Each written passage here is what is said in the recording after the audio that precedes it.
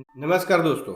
आज बताऊंगा कि कैसे आप आईटीआर फाइलिंग करते वक्त जो आपको एरर आता है उसको सॉल्व करेंगे। देख सकते हैं कैटेगरी ए का डिफेक्ट आया हुआ है। इस तरह से बहुत सारे एरर का सामना करना पड़ता है।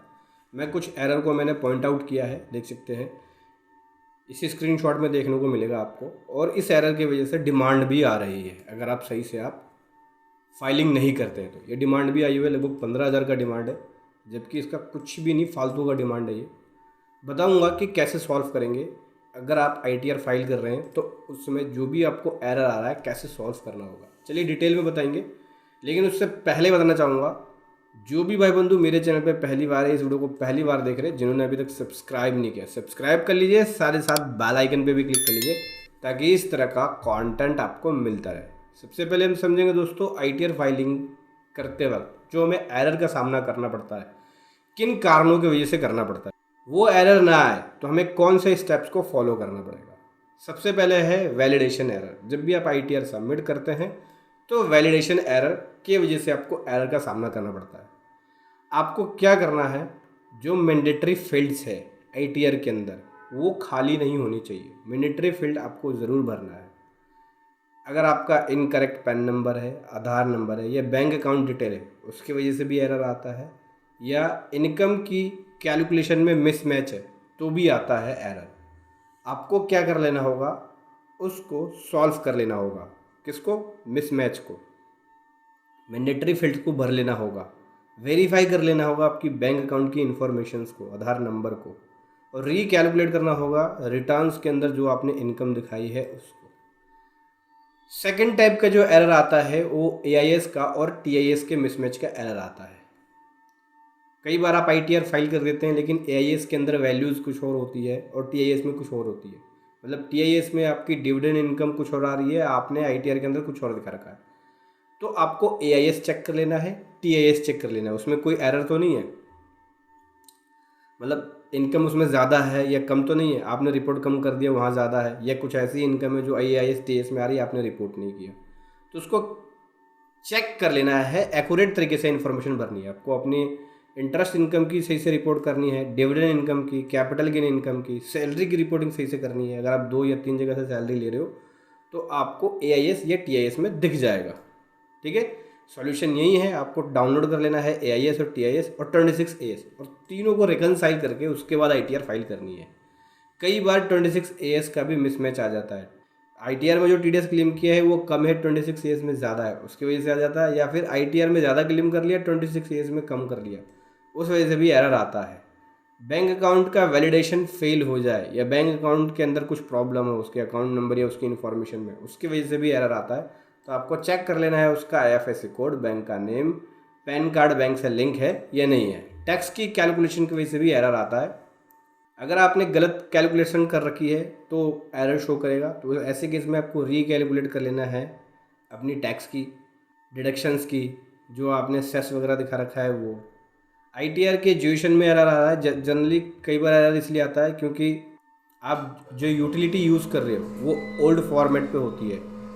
ठीक है, यानी हो सकता है कि यूटिलिटी के अंदर अपडेट कर दिया हो और आप पुरानी वाली यूटिलिटी को यूज़ कर रहे हो, जिसकी वजह से भी एरर आता है और इस कारण आपकी रिटर्न डिफेक्ट सेक्शन 139 सबसेक्शन 9 के अंदर आपको नोटिस आ सकता है अगर आप सही से अपनी इनकम को रिपोर्ट नहीं करेंगे। अभी हम बात कर लेते हैं एरर जो हमें पोर्टल पे सामना करना पड़ता है। कई तरह के एरर होते हैं, उसमें से 2-3 तरह के कॉमन एरर मैं लेके आया हूँ। सबसे पहला आता है ये सेकेंडरी वाला, देख सकते हैं ये आता है कि is the secondary address same or primary address. ठीक है, अगर आप सेकेंडरी एड्रेस की इन्फॉर्मेशन को फिल नहीं करते हो तो ये एरर आएगा। आपको क्या कर लेना है, आपको इस तरह के एरर पे क्लिक करना है। यहाँ पे ये एरर दिखेगा, इस पर क्लिक करना है। इस पर क्लिक करोगे तो वो आपको वो पर्सनल इन्फॉर्मेशन वाले में ले जाएगा। मैं आपको शेड्यूल पे आ जाते हैं, शेड्यूल पे आने के बाद कंटिन्यू करेंगे, दिखाता हूँ आपको।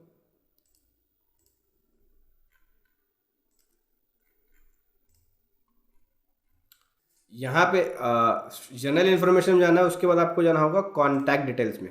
यहाँ पे जो एड्रेस आपने दे रखा सेकेंडरी एड्रेस, इसको कई बार आप नहीं देते हो जिसकी वजह से एरर आता है। तो एडिट पे क्लिक करके सेकेंडरी एड्रेस की इन्फॉर्मेशन को फिल कर लेंगे।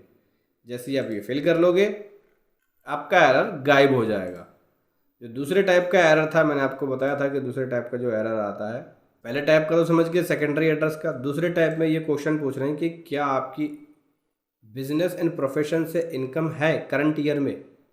ठीक है, अगर आपने इस वाले ऑप्शन में येस या नो नहीं किया, यानी इसका आंसर नहीं दिया, तो भी एरर आता है। ठीक है, ऐसे केस में क्या करना होगा दिखाता हूँ मैं आपको। प्रोसीड टू वैलिडेशन पे जब हम जाते हैं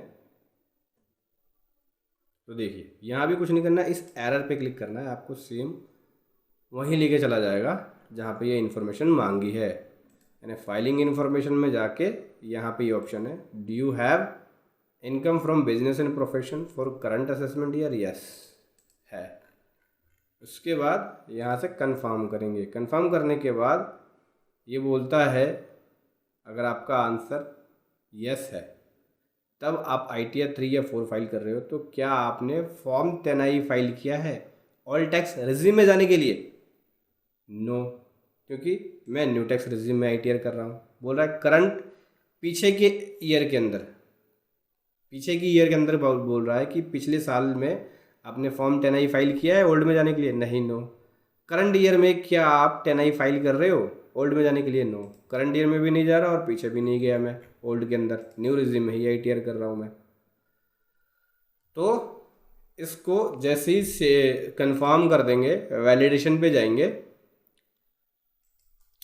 ओके कर लेंगे और प्रीव्यू पे जाके यहाँ से प्रोसीड टू वैलिडेशन पे जाएंगे। अब कह रहा है सेकेंडरी एड्रेस को अपडेट कर लो, क्योंकि सेकेंडरी एड्रेस में हमने नो कर रखा है।